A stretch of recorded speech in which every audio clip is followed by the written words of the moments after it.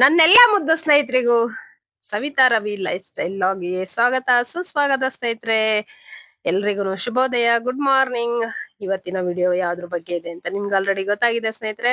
ಇವತ್ತಿನ ವಿಡಿಯೋದಲ್ಲಿ ನಮ್ಮ ಮನೆಯ ಧನುರ್ಮಾಸ ಪೂಜೆಯ ಮೊದಲ ದಿನದ ಪೂಜೆ ವಿಡಿಯೋವನ್ನು ಶೇರ್ ಮಾಡ್ಕೊಳ್ತಾ ಇದ್ದೀನಿ. ಹಾಗೇನೆ ಒಂದು ಲಡ್ಡು ರೆಸಿಪಿ ಸ್ನೇಹಿತರೆ. ಹಾಗೇನೆ ಬೆಳಿಗ್ಗೆ ಇಲ್ಲಿ ಬಂದ್ಬಿಟ್ಟು ಟೈಮ್ 5:20 ನಮ್ಮ ಮನೆಯ ಸುತ್ತಮುತ್ತಲಿನ ವಾತಾವರಣ ಈ ರೀತಿಯಾಗಿ ಕಾಣಿಸ್ತಾ ಇತ್ತು ಸ್ನೇಹಿತರೆ. ಅದ್ರ ಜೊತೆಗೆ ಚಂದಮಾಮ ಎಷ್ಟು ಚಂದ ಆನಂದ ಕೊಡ್ತಾ ಇದ್ರು ಅಂದ್ರೆ ಅಷ್ಟು ಖುಷಿ ಆಗ್ತಾ ಇತ್ತು ನೋಡಿದಾಗ. ಹಾಗೇನೆ ಹೂವು ಎಲ್ಲ ಒಂದೊಂದು ಹೂಗಳಾಗಿದೆ, ಇನ್ನ ಮೊಗ್ಗಿದೆ ಸ್ನೇಹಿತರೆ, ಅರಳಿಲ್ಲ. ಆದ್ರೂ ಪೂಜೆಗೆ ಬೇಕಂತ ಹೇಳಿ ತಗೊಂಡ್ ಕೊಡ್ತೀನಿ ಅಂತ ಹೇಳಿ ನಾನೇ ಮೇಲೆ ಹೋಗಿದ್ದೆ ಸ್ನೇಹಿತರೆ. ಯಾಕಂದ್ರೆ ಯಜಮಾನ್ರು ಬಂದ್ಬಿಟ್ಟು ಎಲ್ಲ ಅವ್ರ ಪೂಜೆಗೆಲ್ಲ ರೆಡಿ ಮಾಡ್ಕೊಳ್ತಾ ಇದ್ರು ಸ್ನಾನ ಮಾಡಿ.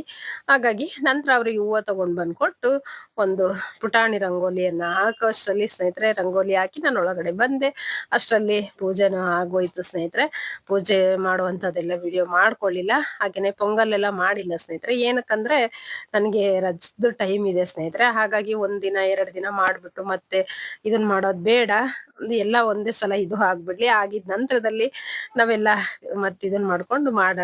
ಆದ್ರೆ ಪೂಜೆ ಮಾತ್ರ ಮಾಡೋಣ ಬಿಡಬಾರ್ದನ್ನ. ಇದಕ್ಕೆ ಪೂಜೆ ನಮ್ಮ ಯಜಮಾನ್ರೆ ನೀನ್ ಬಂದ್ಬಿಟ್ಟು ಚಳಿ ಸಹಿತ ನಾನೇ ಮಾಡ್ತೀನಿ ಅಂತ ಹೇಳ್ಬಿಟ್ಟು ಅವರೇ ಪೂಜೆ ಬೇಗ ಸ್ನಾನ ಮಾಡ್ಕೊಂಡು ಎಲ್ಲ ಪೂಜೆ ಮಾಡ್ತಾ ಇದ್ರಿ ಸ್ನೇಹಿತರೆ. ಎಲ್ಲ ನೈವೇದ್ಯಕ್ಕೆ ಬಂದ್ಬಿಟ್ಟು ಹಣ್ಣು ಅಷ್ಟನೇ ಇಡ್ತೀವಿ. ಹಾಲೆಲ್ಲ ಬೆಳಗ್ಗೆ ಟೈಮ್ ಒಂದೊಂದ್ಸಲ ಇಷ್ಟು ಬೇಗಕ್ಕೆಲ್ಲ ಸಿಗ್ಬೇಕಲ್ಲ, ಹಿಂದಿನ ದಿನನೇ ತಂದು ಇಟ್ಕೊಳ್ಳೋದಿಲ್ಲ ನಾವು ಹಾಲ್ನ.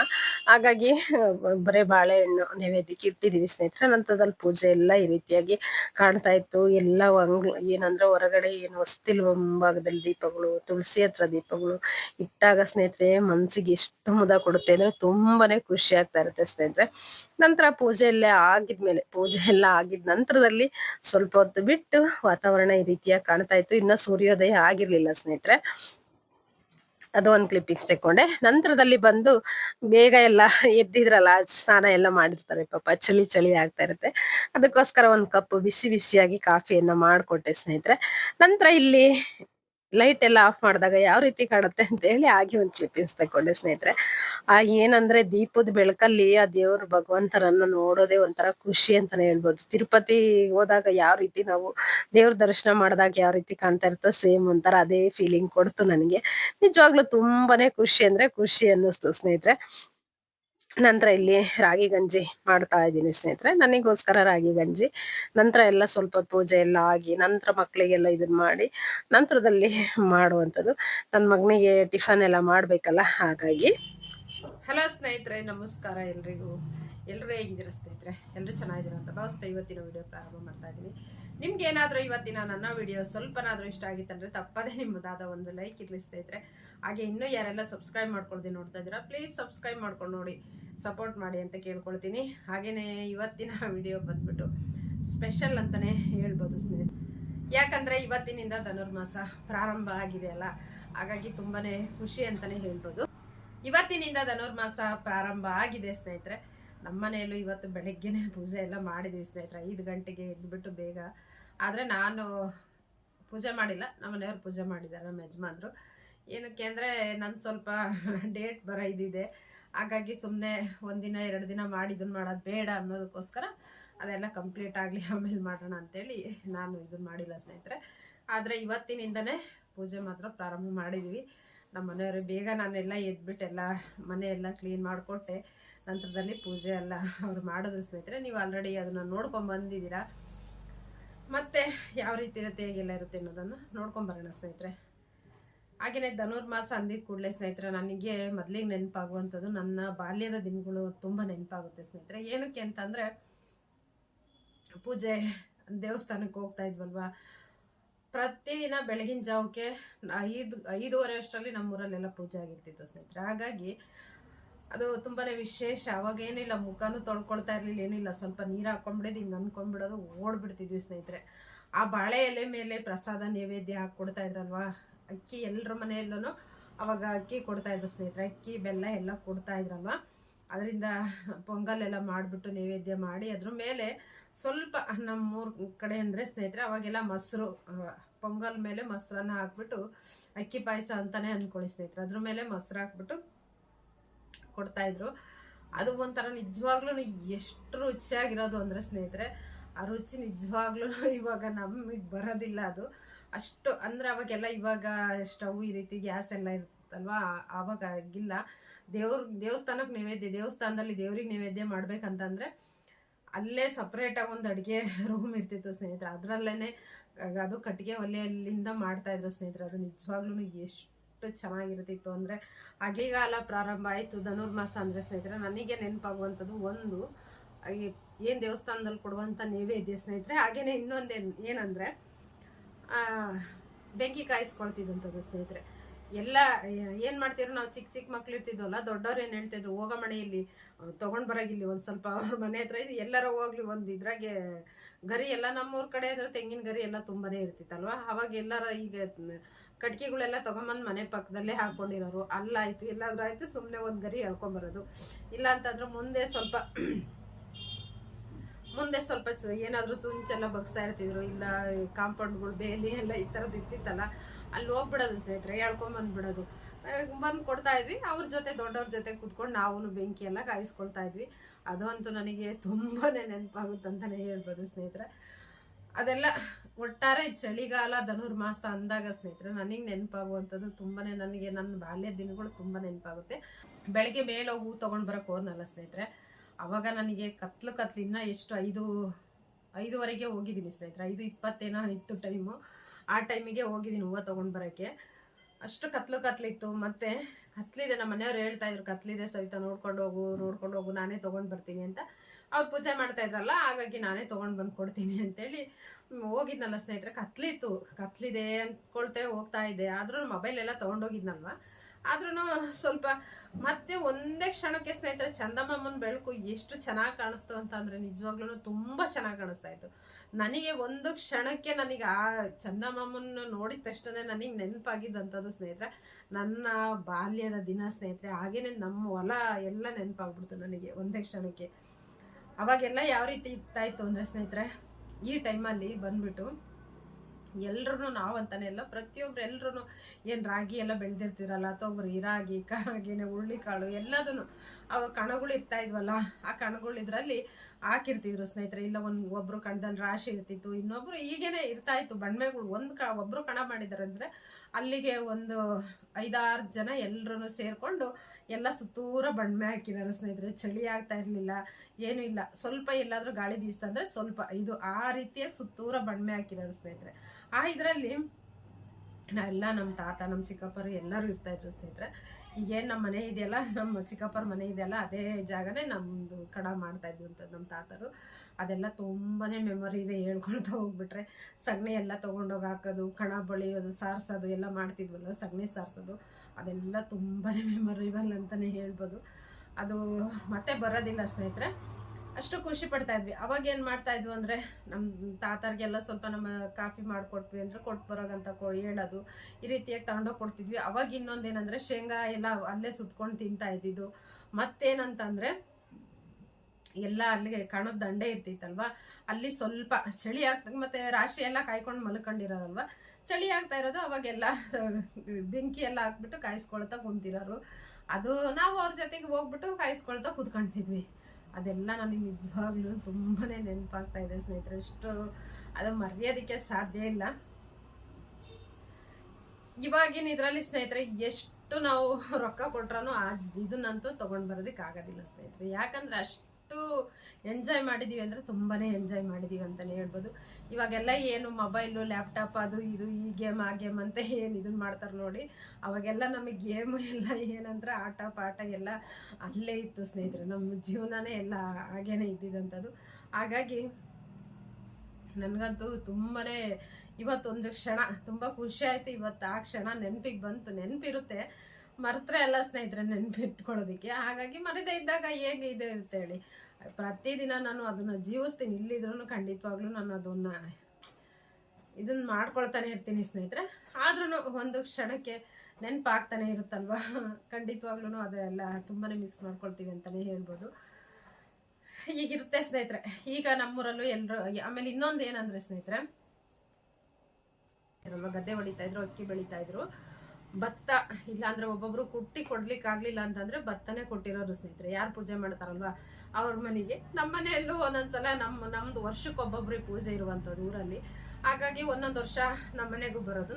ನಮ್ಮ ಏನ್ ಭಾಗದ ಪೂಜೆ ಬಂದಾಗ ಅವಾಗೆಲ್ಲ ಕಸ ಗುಡಿಸ್ಬೇಕು, ನೀರ್ ಹಾಕ್ಬೇಕು, ರಂಗೋಲಿ ಹಾಕ್ಬೇಕು, ಈ ರೀತಿಯಾಗೆಲ್ಲ ಅವಾಗ ನಮಗೊಂಥರ ಖುಷಿ ಅಂತಾನೆ ಹೇಳ್ಬೋದು. ಈ ರೀತಿಯಾಗಿದ್ದ ಖಂಡಿತವಾಗ್ಲೂ ಎಲ್ಲದನ್ನು ಭಗವಂತನ ಏನು ಅವತ್ತಿನ ದಿನ ಸೇವೆ ಮಾಡೋದಕ್ಕೆ ಇವತ್ತು ಈ ಒಂದು ಇದನ್ನ ಕೊಟ್ಟಿದ್ದಾರೆ ಅಂತಾನೆ ನಾನು ಅನ್ಕೊಂಡಿರುವಂಥದ್ದು ಸ್ನೇಹಿತರೆ. ಎಷ್ಟು ನಮಸ್ಕಾರ ಮಾಡಿದ್ರು ಕಡಿಮೆನೆ ಸ್ನೇಹಿತರೆ. ಅದಕ್ಕೇನೆ ಒಂದು ನಿಷ್ಕಲ್ಮಶವಾದ ಮನಸ್ಸಿನಿಂದ ನಾವು ಯಾವುದೇ ಒಂದು ಮಾಡಿದಾಗ ಅದಕ್ಕೆ ಖಂಡಿತವಾಗ್ಲೂ ಪ್ರತಿಫಲ ಅಂತ ಇದ್ದೇ ಇರುತ್ತೆ. ಆದ್ರೆ ಅವತ್ತಿನ ದಿನ ನಮಗೆಲ್ಲ ಗೊತ್ತಿರಲಿಲ್ಲ ಸ್ನೇಹಿತರೆ. ಗೊತ್ತಿಲ್ಲದೆ ಇದ್ದಾಗ ನಾವು ಮಾಡಿರುವಂಥದ್ದು. ಇವಾಗ ಮಾಡ್ಬೇಕಂತಂದ್ರೂ ನಮಗೆ ಆಗೋದಿಲ್ಲ. ಅವಾಗೆಲ್ಲ ಗೊತ್ತಿರ್ಲಿಲ್ಲ, ಏನಿಲ್ಲ. ನಮಗೇನು ಒಟ್ಟಾರೆ ಏನಂದ್ರೆ ದೇವಸ್ಥಾನ, ನಮ್ಮ ತಾತ ಪೂಜೆಗೆ ಹೋಗ್ತಾರೆ, ನಮ್ಮ ಚಿಕ್ಕಪ್ಪರ ಪೂಜೆಗೆ ಹೋಗ್ತಾರೆ. ಹೆಚ್ಚಿಗೆ ನಮ್ಮ ತಾತನೇ ಎಲ್ಲ ಇದನ್ನ ಮಾಡ್ತಾ ಇದ್ದಿದ್ದು. ಹಾಗಾಗಿ ನಮ್ಮ ತಾತ ಪೂಜೆಗೆ ಹೋಗ್ತಾರೆ, ನಾವೆಲ್ಲ ಕ್ಲೀನ್ ಮಾಡ್ಬೇಕು, ರಂಗೋಲಿ ಹಾಕ್ಬೇಕು, ಈ ರೀತಿ ಮಾಡ್ಬೇಕು ಅನ್ನುವಂಥದ್ದು ಒಂದಿದು. ಹಾಗೇನೆ ಮನೆಯಲ್ಲಿ ಪೂಜೆ ಮಾಡ್ಬೇಕು ಅಂದಾಗ್ಲೂ ಹೂವು ಎಲ್ಲ ತೊಗೊಂಡು ಬರಬೇಕು. ದೇವಸ್ಥಾನದವೆಲ್ಲ ದೇವ್ರ ಪಾತ್ರೆಗಳೆಲ್ಲ ಏನಿರುತ್ತಲ್ಲ, ಒಂದೊಂದ್ಸಲ ಬೇರೆಯವ್ರ ಪೂಜೆ ಇದ್ದಾಗ್ಲೂ ಎಷ್ಟೋ ಸಲ ಕೊಡೋರು ಸ್ನೇಹಿತರೆ, ಬಾರ ಮೈಲಿ ತೊಳ್ಕೊಡು ಅಂತೇಳಿ. ಅದೆಲ್ಲ ನಿಜವಾಗ್ಲೂ ಅಷ್ಟು ಖುಷಿ ಪಟ್ಕೊಂಡು ಮಾಡಿದ್ದೀನಿ ಅಂತಾನೆ ಹೇಳ್ಬೋದು ಸ್ನೇಹಿತರೆ. ಹಾಗಾಗಿ ಅದೆಲ್ಲ ಹೇಳ್ಕೊಡ್ತಾನೆ ಹೋದ್ರೆ ಸವಿತಾ ನಿಂದು ಹೇಳ್ತಾನೇ ಇರ್ತೀಯ ಬಿಟ್ಬಿಡ್ರಿ ಅಂತ ನಿಮಗೂ ಅನ್ನಿಸ್ಬೋದು ಕೇಳೋದಕ್ಕೆ. ನಿಮ್ಗೆ ಯಾರಿಗಾದ್ರೂ ಇಂಟ್ರೆಸ್ಟ್ ಇದ್ರೆ ಹೇಳಿ ಅಂತಂದ್ರೆ ಖಂಡಿತವಾಗ್ಲೂ ಯಾವ ರೀತಿ ಇತ್ತು ನನ್ನ ಚೈಲ್ಡ್ಹುಡ್ ಅಂತೇಳಿ ಖಂಡಿತವಾಗ್ಲೂ ಶೇರ್ ಮಾಡ್ಕೊಳ್ತೀನಿ ಸ್ನೇಹಿತರೆ. ಅದಂತೂ ತುಂಬಾನೇ ಖುಷಿಯಿಂದ ಅನುಭವಿಸಿದ್ದೀನಿ ಅಂತಾನೆ ಹೇಳ್ಬೋದು. ಹಾಗಾಗಿ ಈ ಧನುರ್ಮಾಸ, ಈ ಚಳಿಗಾಲ ಬಂತಂದ್ರೆ ನನಗೆ ಖಂಡಿತವಾಗ್ಲೂ ನೆನಪಾಗುವಂಥದ್ದೇ ನಮ್ಮ ಊರು ಸ್ನೇಹಿತರೆ. ಹಾಗಾಗಿ ಅದನ್ನ ಯಾರು ಅವ್ರವ್ರ ಊರು ಎಲ್ರಿಗೂ ಅವ್ರವ್ರಿಗೆ ಇಷ್ಟ ಸ್ನೇಹಿತರೆ. ಅವ್ರು ಹುಟ್ಟಿದ ಊರು ಅದನ್ನ ಯಾರು ಮರೆಯೋದಕ್ಕೆ ಸಾಧ್ಯ ಇಲ್ಲ. ನಮ್ಮೂರು ಬಂದ್ಬಿಟ್ಟು ಒಂದು 30 ಮನೆ ಇರುವಂತ ಒಂದು ಪುಟ್ಟ ಹಳ್ಳಿ. ಆದ್ರೂ ನನಗೆ ತುಂಬಾನೇ ಇಷ್ಟ ಸ್ನೇಹಿತರೆ. ಇವಾಗ ಸ್ವಲ್ಪ ದೂರ ಇರೋದ್ರಿಂದ ಏನು ಮಾಡೋದಕ್ಕಾಗೋದಿಲ್ಲ.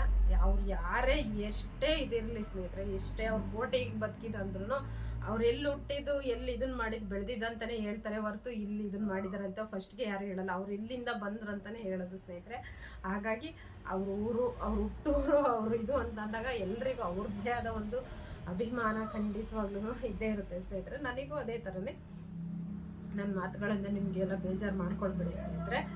ನನ್ನ ಬಾಲ್ಯದ ಜೀವನ ಬಂದ್ಬಿಟ್ಟು ತುಂಬಾನೇ ಖುಷಿಯಿಂದ ಅನುಭವಿಸಿದ್ದೀನಿ ಅಂತಾನೆ ಹೇಳ್ಬೋದು ಸ್ನೇಹಿತರೆ. ತುಂಬಾನೇ ಖುಷಿ ಇದೆ ನನಗಂತೂ. ಹಾಗಾಗಿ ಅದನ್ನಂತೂ ಮರೆಯೋದಕ್ಕೆ ಸಾಧ್ಯ ಇಲ್ಲ. ಮತ್ತೆ ಇನ್ನೊಂದ್ಸಲ ಯಾವಾಗಾದ್ರೂ ಹಂಚ್ಕೊಳ್ತೀನಿ ಸ್ನೇಹಿತರೆ ನಿಮ್ಮ ಜೊತೆ. ನಮಸ್ಕಾರ. ಇವತ್ತಿನ ವಿಡಿಯೋ ಇಷ್ಟ ಆಗಿದ್ರೆ ಲೈಕ್ ಮಾಡಿ, ಇನ್ನೂ ಸಬ್ಸ್ಕ್ರೈಬ್ ಮಾಡ್ಕೊಳ್ತಾ ಇದ್ರೆ ಪ್ಲೀಸ್ ಸಬ್ಸ್ಕ್ರೈಬ್ ಮಾಡ್ಕೊಂಡು ನೋಡಿ, ಸಪೋರ್ಟ್ ಮಾಡಿ ಸ್ನೇಹಿತರೆ. ಇಲ್ಲಿ ಬಂದು ಸ್ನೇಹಿತರೆ ಸಿಹಿ ಬೂಂದಿಯನ್ನ ಮಾಡೋಣ ಅಂತೇಳಿ ತುಂಬಾ ದಿನದಿಂದ ಮಾಡ್ಬೇಕನ್ನೋದಿತ್ತು ಸ್ನೇಹಿತರೆ. ಅದು ಇವತ್ತು ಕಾಲ ಕೂಡ ಬಂದಿದೆ ಅಂತಾನೆ ಹೇಳ್ಬೋದು.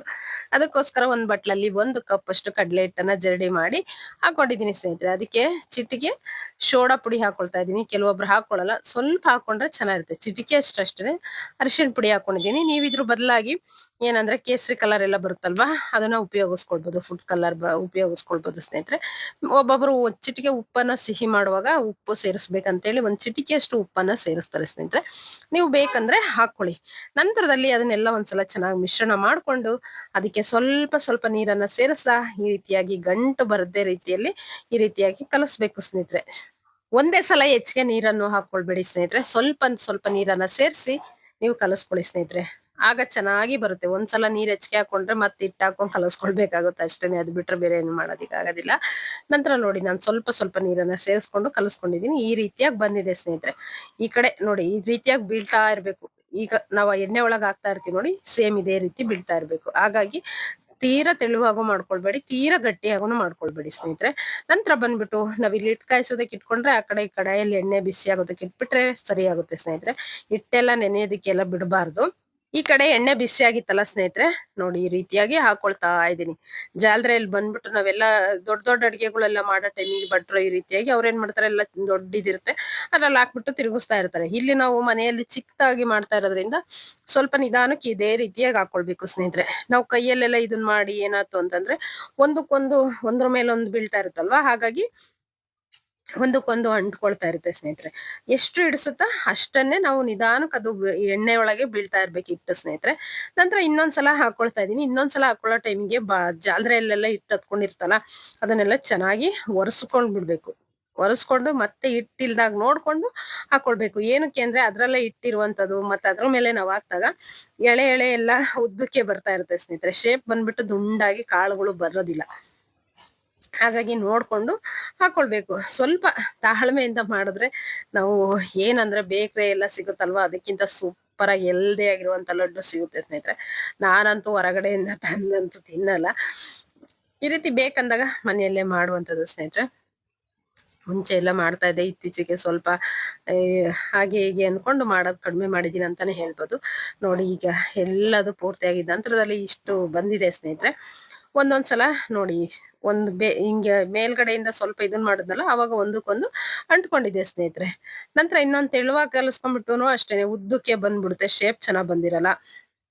ಆ ರೀತಿ ಎಲ್ಲ ಆಗುತ್ತೆ. ಸ್ವಲ್ಪ ತಾಳ್ಮೆಯಿಂದ ಮಾಡಿದ್ರೆ ತುಂಬಾನೇ ಚೆನ್ನಾಗ್ ಬರುತ್ತೆ. ನಂತರ ಇಲ್ಲಿ ಸಕ್ಕರೆ ಪಾಕ ಬೇಕಲ್ವಾ, ಅದಕ್ಕೆ ಒಂದ್ ಕಡಾಯಿ ಇಟ್ಕೊಂಡು ಅದಕ್ಕೆ 1 ಕಪ್ ಸ್ನೇಹಿತರೆ, 1 ಕಪ್ ಹಿಟ್ಟಿಗೆ 1 ಕಪ್ ಸಕ್ಕರೆ. ಸ್ವಲ್ಪ ಹೆಚ್ಚಿಗೆ ಅನ್ಸುತ್ತೆ, ನಿಮಗ್ ಬೇಕಂದ್ರೆ 3/4 ಕಪ್ಗಿಂತ ಸ್ವಲ್ಪ ಹೆಚ್ಚಿಗೆ, 1 ಕಪ್ಗಿಂತ ಸ್ವಲ್ಪ ಕಡಿಮೆ ಹಾಕೊಳ್ಬಹುದು ಸ್ನೇಹಿತರೆ. 3/4 ಕಪ್ ಹಾಕೊಂಡಿದೀನಿ ನಾನು, ಆದ್ರೆ ಸ್ವಲ್ಪ ಕಡಿಮೆ ಅನ್ನಿಸ್ತಾ ಇತ್ತು, ಹಾಗಾಗಿ ನೋಡ್ಕೊಂಡು ಹಾಕೊಳ್ಳಿ. ಅದಕ್ಕೆ ಒಂದ್ ಅರ್ಧ ಕಪ್ ಅಷ್ಟು ನೀರನ್ನ ಸೇರಿಸ್ಬಿಟ್ಟು ನೋಡಿ ಈ ರೀತಿ ಇದು ಮಾಡ್ಕೊಳ್ಬೇಕು. ಪಾಕ ಇನ್ನ ಬಂದಿಲ್ಲ ಸ್ನೇಹಿತರೆ, ಇನ್ನೇನ್ ಎಳೆ ಪಾಕ ಬರ್ತಾ ಇದೆ ಅನ್ನೋ ಮೂಮೆಂಟಿಗೆ ಬಂದಾಗ ನಾವು ಇದನ್ನ ಲಾಡು ಏನು ಕಾಳು ಮಾಡ್ಕೊಂಡಿರ್ತೀವಲ್ವ, ಬೂಂದಿ ಕಾಳು, ಅದನ್ನ ಸೇರಿಸ್ಕೊಳ್ಬೇಕು. ಇದಕ್ಕೆ ಬೇಕಂದ್ರೆ ನೀವು ತುಪ್ಪದಲ್ಲಿ ದ್ರಾಕ್ಷಿ ಗೋಡಂಬಿ ಅದೆಲ್ಲ ಫ್ರೈ ಮಾಡಿ ಹಾಕೊಳ್ಬಹುದು. ನಾನು ಇಲ್ಲಿ ಬಂದ್ಬಿಟ್ಟು ಲವಂಗ ಹಾಗೆ ಏಲಕ್ಕಿ ಪುಡಿಯನ್ನ ಸೇರಿಸ್ಕೊಂಡಿದ್ದೀನಿ, ಅದು ಸ್ಕಿಪ್ ಆಗಿದೆ ಸ್ನೇಹಿತರೆ ವಿಡಿಯೋ ಬಂದ್ಬಿಟ್ಟು. ಇಷ್ಟೆಲ್ಲ ಹಾಕೊಂಡು ಉಂಡೆ ಕಟ್ಟೋ ಟೈಮಿಗೆ ಬೇಕಂದ್ರೆ ತುಪ್ಪನೂ 1 ಸ್ಪೂನ್ ಹಾಕೊಂಡು ಕಟ್ಬೋದು ಸ್ನೇಹಿತರೆ. ನಾವು ತುಪ್ಪ ಎಲ್ಲ ಸ್ವಲ್ಪ ಅಷ್ಟು ಇದಿಲ್ಲಲ್ಲ, ಹಾಗಾಗಿ ನಾನು ಸೇರಿಸ್ಕೊಂಡಿಲ್ಲ ಅಷ್ಟೇ.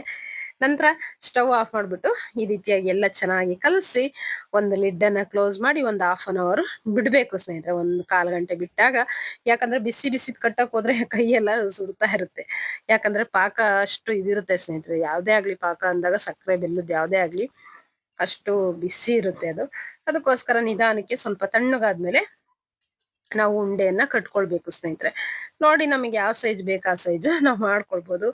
ಇಷ್ಟರಲ್ಲಿ ಏನಾಯ್ತಂದ್ರೆ ಸ್ನೇಹಿತರೆ, ನನ್ಗೆ ಉಂಡೆ ಕಟ್ಟೋಣ ಅಂತ ಇಟ್ರೆ ಏನ್ ಮಾಡ್ತಾ ಇದೀಯ ಅಂತ ಹೇಳಿ ನನ್ ಮಕ್ಳು ಒಂದ್ ಬಟ್ಲಿಗೆ ಹಾಕೊಡಮ್ಮ, ಸ್ವಲ್ಪ ಇದು ಮಾಡಮ್ಮ, ಈ ರೀತಿ ಇರುತ್ತೆ ಸ್ನೇಹಿತರೆ. ಮಕ್ಳಿದ್ದ ಮನೆಯಲ್ಲೇ ಅಷ್ಟೇನೆ, ಅದು ತುಂಬಾನೇ ಖುಷಿ ಅಂತಾನೆ ಹೇಳ್ಬೋದು. ಮಕ್ಳಿಗೋಸ್ಕರನೇ ಎಲ್ಲ ಮಾಡೋದು ಸ್ನೇಹಿತರೆ. ಹಾಗಾಗಿ ಉಂಡೆ ಎಲ್ಲ ಇಷ್ಟು ಬಂದಿದೆ ಸ್ನೇಹಿತರೆ, ನೋಡ್ಕೊಂಡ್ ಬನ್ನಿ.